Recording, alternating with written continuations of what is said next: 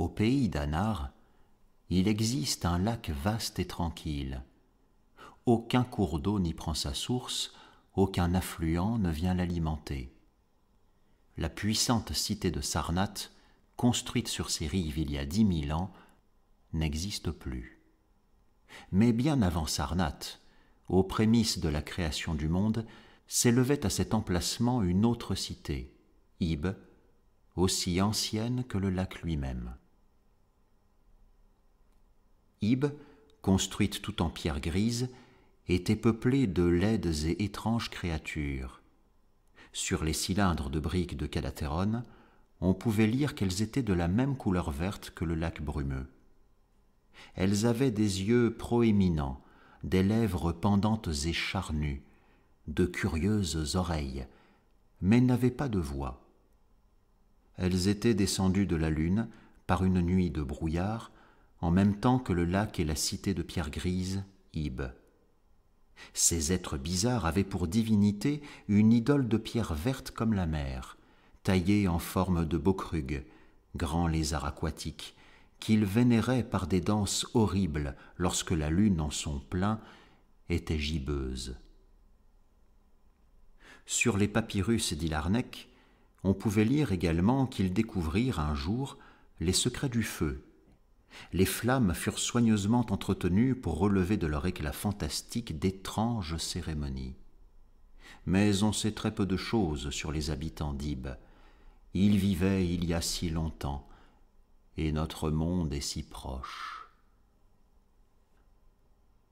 Après quelques millénaires, des hommes firent leur apparition au pays d'Anar. Des bergers basanés, accompagnés de leurs troupeaux laineux, édifièrent Thra, Ilarnek et Kadatéron, au bord de la sinueuse rivière Aï. Certaines tribus, plus téméraires que les autres, poussèrent jusqu'au bord du lac et y construisirent Sarnath, dont le sous-sol était fort riche en métaux précieux. Installés non loin de la cité grise d'Ib et de ses singuliers habitants, les bergers se prirent d'une haine féroce à l'égard de leurs voisins. Ils n'aimaient pas aller voir se promener le soir autour de leur ville. Ils n'aimaient pas non plus leurs étranges sculptures monolithiques grises, témoins de l'antériorité de cette civilisation sur la leur. Plus le temps passait, et plus les hommes de Sarnath détestaient les habitants d'Ib. Ils les détestaient d'autant plus que ces petits êtres étaient faibles et vulnérables. Leur corps, ayant la consistance de la gelée, n'offrait aucune résistance aux jets de pierres ou de flèches. Un jour, les guerriers de Sarnath décidèrent de détruire Ib. Frondeurs, archers, lanciers, tous marchèrent sur la cité grise, dont ils massacrèrent les habitants. Pour ne pas avoir à toucher ces étranges créatures, ils poussèrent leurs corps dans le lac à l'aide de longues perches. Puis ils détruisirent systématiquement tout ce qu'ils trouvèrent dans la cité, jetant dans le lac les énormes blocs monolithiques gris, jusqu'à ce qu'enfin il ne restât plus rien de la très ancienne Ib. Seule l'idole de pierre couleur de mer, taillée en forme de bokrug, le lézard d'eau, trouva grâce auprès des guerriers, puisqu'ils l'emportèrent avec eux comme symbole de leur victoire sur les dieux et les gens d'Ib. Mais la nuit qui suivit son entrée dans le temple, il se produisit sur le lac un étrange carrousel lumineux, et le lendemain, le peuple de Sarnath constata la disparition de l'idole verte, en même temps qu'il apprenait la mort du grand prêtre Taran-Ish. Il avait été trouvé étendu au pied de l'autel de chrysolite, le visage déformé par un effrayant rictus de peur, la main posée près d'une maladroite et terrible malédiction qu'il avait gravée avant d'aller dans l'autre monde. Après Taran-Ish, il y eut de nombreux grands prêtres à Sarnath, mais jamais on ne retrouva l'idole de pierre couleur de mer. Des siècles s'écoulèrent, Sarnath devint extrêmement prospère. Seuls les prêtres de quelques vieilles femmes se souvenaient du dernier message écrit par Taran-Ish sur l'autel de chrysolite. Il y avait à présent une route reliant Sarnath à Ilarnek. De nombreuses caravanes la prenaient pour venir échanger des métaux précieux, des tissus chatoyants, des bijoux, des livres, des outils pour les artisans et tous les objets de luxe appréciés des peuples résidant le long et au-delà de la sinueuse rivière Haï. Sarnath devint encore plus belle, plus savante, plus puissante. Elle envoya ses armées conquérir les contrées voisines, jusqu'au jour où il n'y eut plus qu'un roi sur le trône de Sarnath, pour gouverner tout le pays Yanar. Sarnath la magnifique était la merveille du monde, l'orgueil de l'humanité tout entière. Ses murs étaient en marbre poli. Ils avaient 300 coudées de haut et 75 de large, pour permettre aux chars d'y circuler sans se gêner. Du côté du lac, une grande muraille de pierre verte avait été édifiée pour retenir les immenses vagues qui commémoraient ainsi, curieusement une fois l'an, la destruction de la cité d'Ib.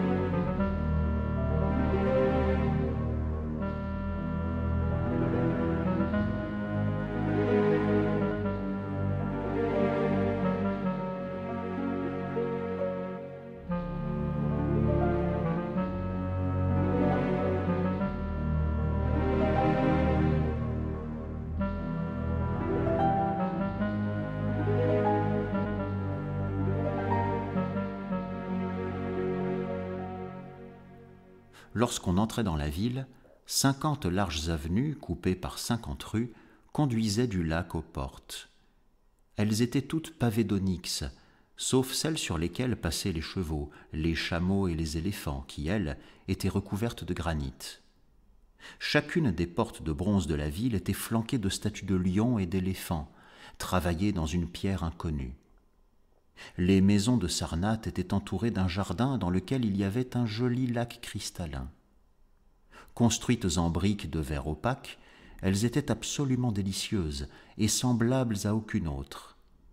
Leurs dômes brillants émerveillaient les voyageurs de Thra, d'Ilarnek et de Kadatéron. Et pourtant, ces maisons n'étaient rien à côté de la magnificence des palais, des temples et des jardins appartenant au vieux roi Dzakar. La plus petite de ces nombreuses demeures était plus merveilleuse que la plus belle résidence de Thra, d'Ilarnek ou de Kadatéron. Ces palais étaient si hauts que, de l'extérieur, ils donnaient l'impression de toucher le ciel. Éclairés par des torches trempées dans l'huile, leurs murs révélaient de vastes fresques épiques, d'une splendeur et d'une richesse inimaginables. Toutes les colonnes de marbre étaient sculptées, et les parterres merveilleusement décorés de béryl, de lapis-lazuli, d'escarboucles et d'autres pierres rares, disposées de façon à reproduire d'extraordinaires tapis de fleurs. Il y avait également des fontaines somptueuses, dont les jets d'eau parfumés formaient de véritables balais. Quant au trône royal, il reposait sur plusieurs marches au-dessus du sol brillant. Il était tout en ivoire, d'une seule pièce. Plus personne n'aurait su dire d'où avait pu venir cet énorme bloc, mais il avait existé, puisque le trône en témoignait. Il y avait aussi de très nombreuses galeries et des cirques gigantesques où les lions, les éléphants et les hommes s'affrontaient pour le plaisir des rois. Parfois, ces arènes étaient remplies par les eaux du lac, pour permettre d'organiser des combats nautiques entre nageurs, ou entre des hommes et de dangereuses espèces d'animaux aquatiques.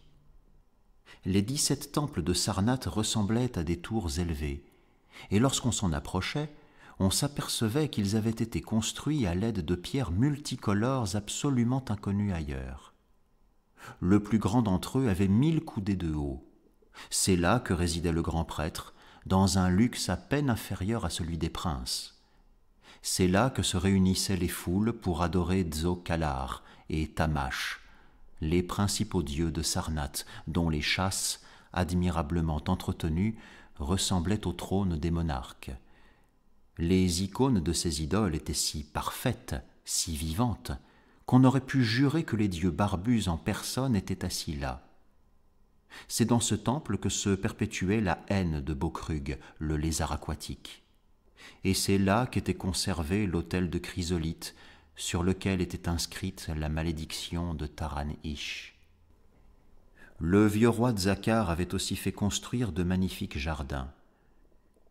Il se trouvait dans le centre de Sarnath, sur un vaste espace entouré de murs élevés et surmonté d'un immense dôme de verre, à travers lequel le soleil, la lune et les planètes se reflétaient avec éclat et douceur, de jour comme de nuit.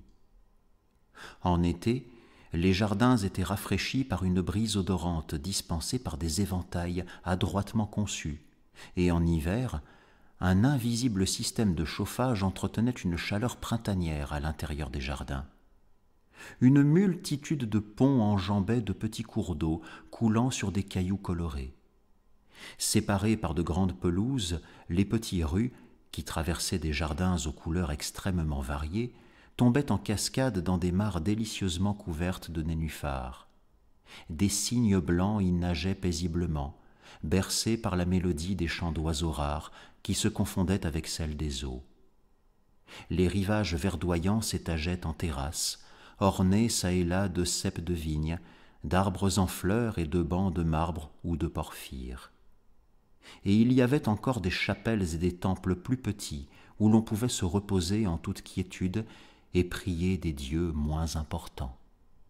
Chaque année, Sarnath commémorait la destruction d'Ib. C'était l'occasion de chanter, boire et danser. Il y avait de nombreuses et importantes réjouissances. Des fêtes animées où se produisaient des luthistes couronnés de roses de Tzokhar, rendaient hommage au courage des anciens qui avaient exterminé les habitants d'Ib.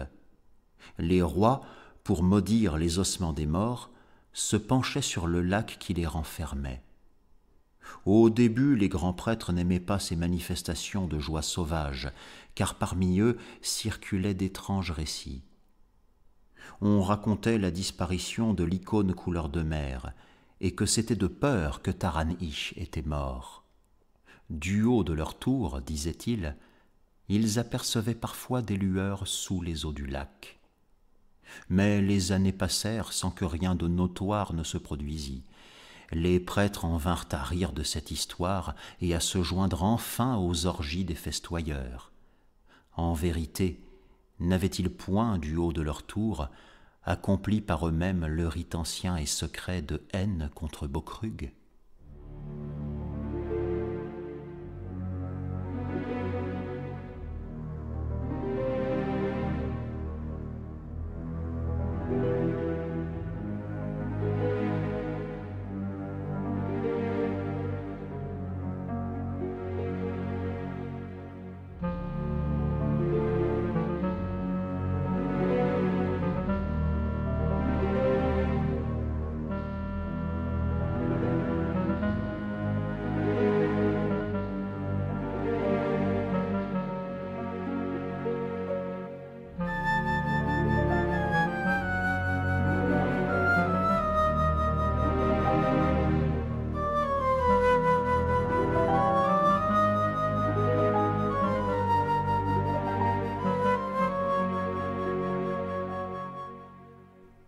Sarnath vécut un millier d'années dans la richesse et le plaisir.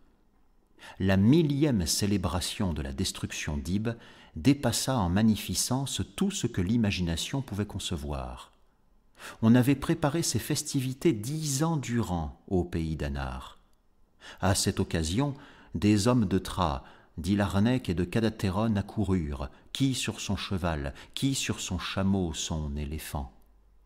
La veille du grand jour, les princes et les voyageurs avaient planté tentes et pavillons devant les murs de marbre. Dans la salle de banquet, Nargis-Hey, le roi, ivre du vin vieux des caves de Pnot, ville conquise, festoyait, entouré de ses nobles. À sa table, on dégustait des mets succulents, pans des collines d'Implan, talons de chameaux du désert de Bnazi, noix, épices des bocages sidatriens, perles du Mthal, battues par les vagues et dissoutes dans le vinaigre de Thra. Des cuisiniers chevronnés avaient préparé toutes sortes de sauces, mais les plats préférés des convives étaient les grands poissons du lac, servis sur des plats d'or incrustés de rubis et de diamants. Pendant ce temps, d'autres fêtaient ailleurs ce millénaire. Dans la tour du grand temple, les prêtres goûtaient eux aussi au plaisir du festin, et dans les pavillons, au-delà des enceintes, les princes étrangers avaient organisé leurs réjouissances. Ce fut le grand prêtre Gnaïka qui le premier vit les ombres descendre de la lune gibbeuse vers le lac, et le brouillard vert s'élever au-dessus du plan d'eau pour envelopper d'un halo funeste les dômes et les tours de Sarnath, désormais condamnés. Puis ceux qui étaient dans ces tours et autour de la ville virent flotter au-dessus de l'eau des lumières étranges, tandis que le rocher gris à Curion, qui de coutume se dressait sur les bords du lac, était submergé.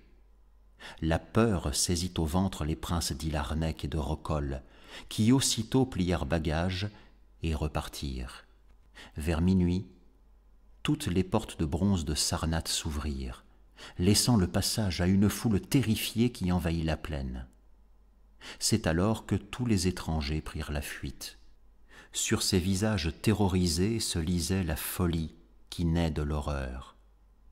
Les paroles qui naissaient sur leurs lèvres évoquaient des scènes si affreuses que nul n'osa vérifier leur dire.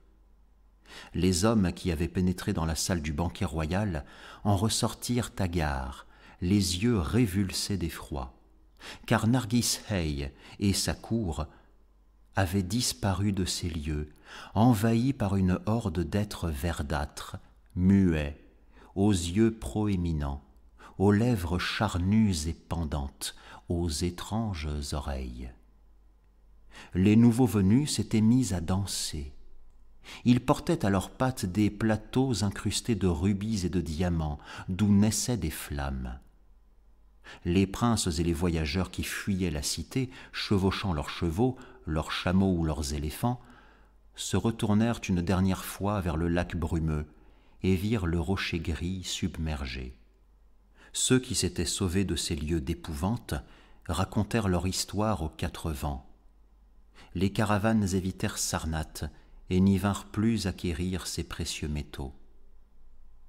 Il se passa longtemps avant que des voyageurs y revinssent.